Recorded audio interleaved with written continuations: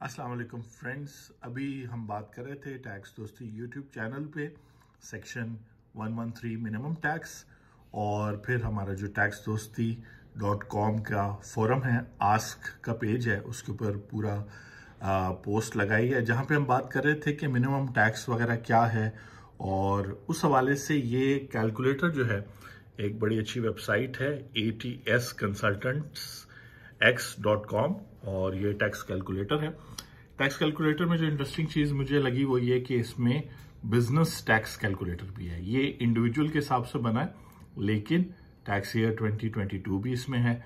तो आज जो हमने मिनिमम टैक्स की बात पढ़ी है उसको हम यहाँ कैलकुलेट कर लेते हैं। उसके अलावा रेंटल भी है और सैलरी भी है।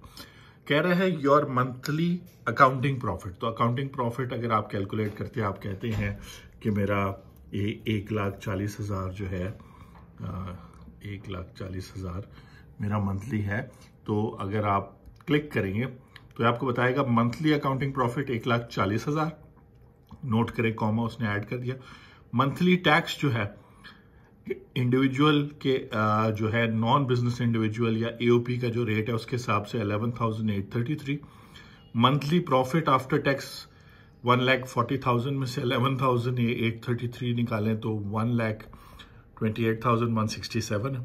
पूरे साल का जो एनुअल अकाउंटिंग प्रॉफिट है वो 16,80,000 जिसपे 1,42,000 एनुअल टैक्स ऑन प्रॉफिट है। और एनुअल प्रॉफिट आफ्टर टैक्स वही 1,42,000 को माइनस करें तो 15 लाख इतना आपका आ जाता है।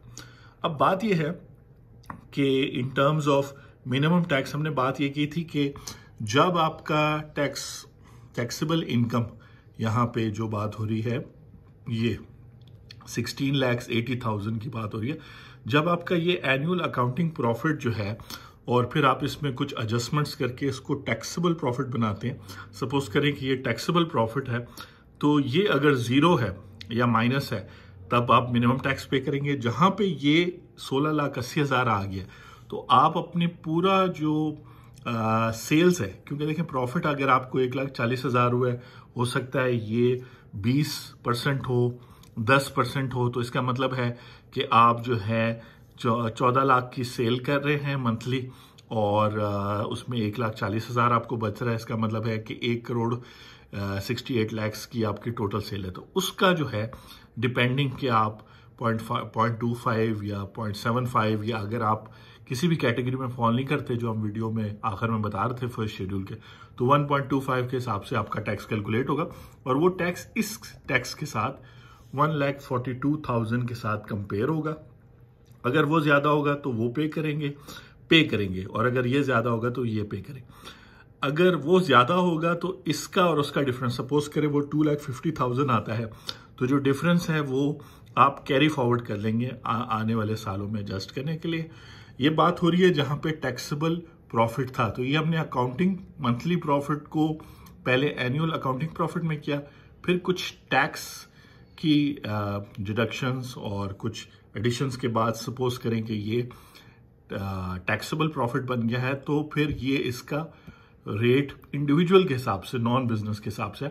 अगर ये कंपनी होती तो इस पे टैक्स ईयर 2022 के लिए जैसे हमने देखा था कि 21% इसका कैलकुलेट होता और 21% जितना टैक्स आता वो फिर मिनिमम टैक्स में होता। तो बहुत अच्छी वेबसाइट है, दोबारा इनकरेज करेंगे ATSconsultantsx.com।